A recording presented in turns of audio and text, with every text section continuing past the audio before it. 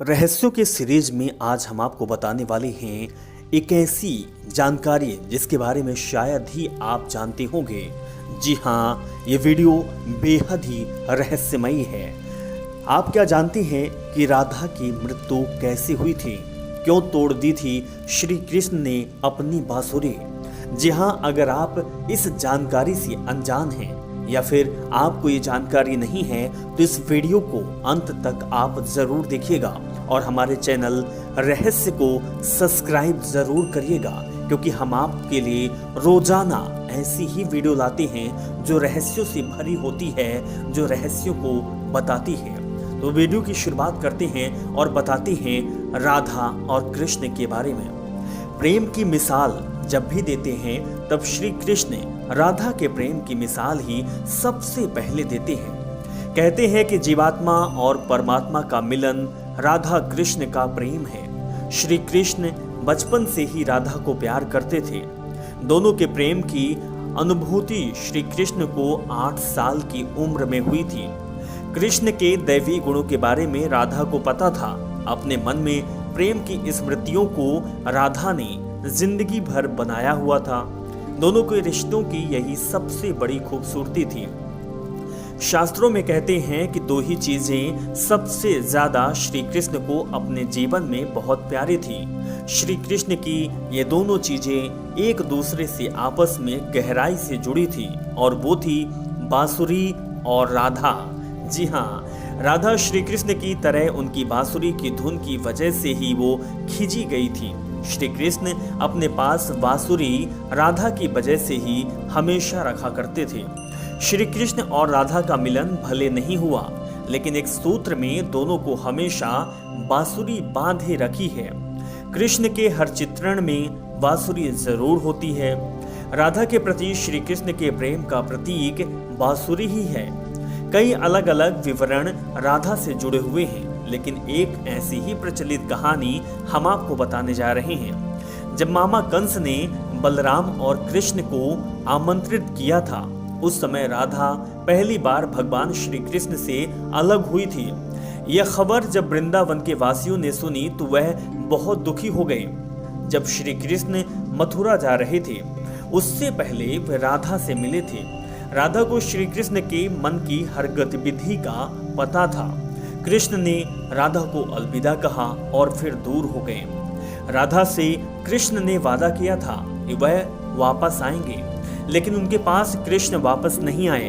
हालांकि रुक्मिणी ने कृष्ण की शादी हो गई थी, यानी कि रुक्मिणी से शादी कृष्ण की हो गई थी।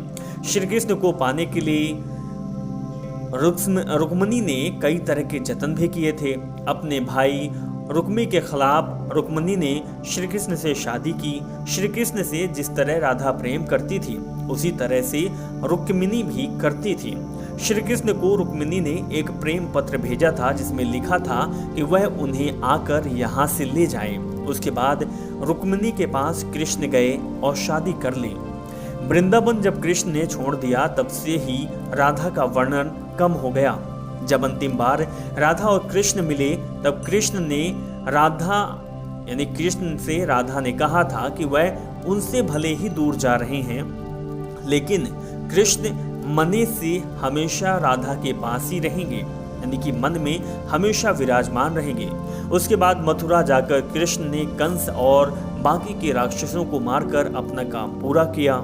उसके बाद द्वारका कृष्ण चले गए प्रजा की रक्षा करने के लिए। अब उन्हें द्वारकाधीश के रूप में जाना जाने लगा। अब वृंदावन से जब कृष्ण गए तो एक अलग ही मोड़ राधा के जिंदगी ने ले लिया। एक यादव से राधा की शादी हो गई। अपने दाम्पत्य जीवन की सारी रस्में राधा ने पूरी की और बूढ़ी भी हो गई, लेकिन कृष्ण के लिए ही उनका मन तब भी समर्पित था। पत्नी के रूप में सारे कर्तव्य राधा ने पूरे किए थे, वहीं अपने दैवी कर्तव्य भी श्री कृष्ण ने निभाए। राधा जब अपने सारे कर्तव्यों से मुक्त हो गई, तब वह अपने प्रियतम कृष्ण से अंतिम बार मिलने पहुंची। उन्होंने कृष्ण की रुक्मिणी और सत्यभामा से विवाह के बारे में द्वारका जाकर उन्हें पता चला, लेकिन वे बिल्कुल भी निराश नहीं हुई।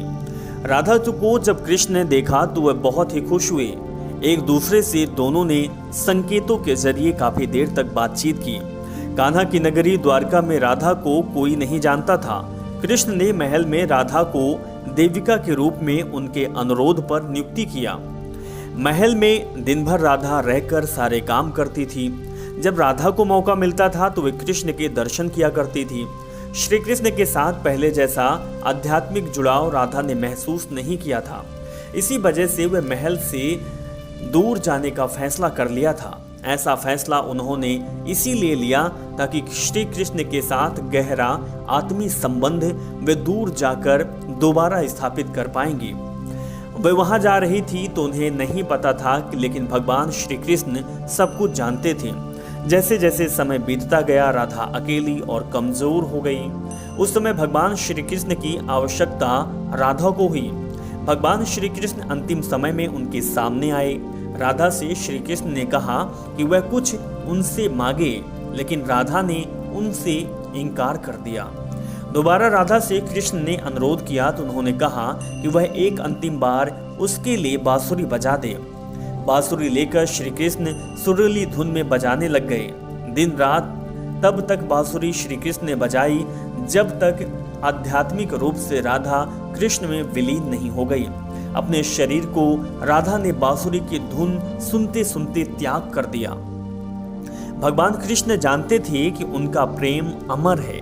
इसके बाद भी राधा की मृत्यु को बर्दाश्त वह नहीं कर पाए।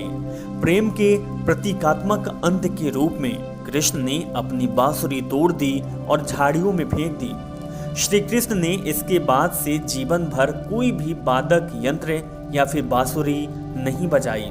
शास्त्रों में कहा जाता है कि रामायण ने जब श्री कृष्ण के रूप में द्वापर युग में जन्म लिया था, उस युग में राधा रानी के रूप में माँ लक्ष्मी ने जन्म लिया था ताकि उनके साथ वह मृत्यु लोक में रहे। तो ये कहानी थी श्री कृष्ण और राधा के प्रेम की, और श्री कृष्ण ने राधा के लिए अपनी बांसुरी तोड़ दी थी। वीडियो आपको कैसी लगी आप जरूर बताइएगा, कमेंट करिएगा।